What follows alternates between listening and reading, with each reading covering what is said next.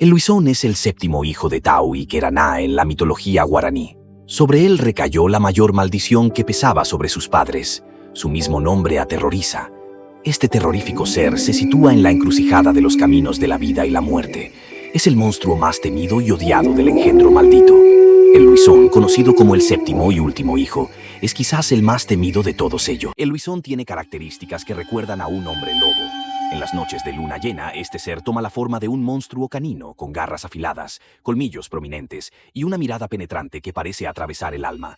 Su cuerpo está cubierto de un pelaje oscuro y espeso, y su presencia se anuncia con un aullido que hiela la sangre.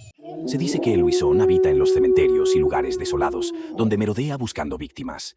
Según la leyenda, aquellos que tienen la desgracia de cruzarse con él quedan marcados por la muerte.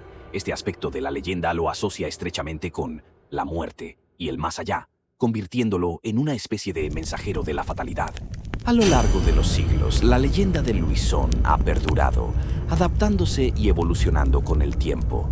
Hoy en día sigue siendo una parte integral del folclore paraguayo y de las comunidades guaraníes. Sus historias se cuentan en las noches de fogata, en las reuniones familiares y en las festividades culturales, manteniendo vivo el legado de esta criatura mítica.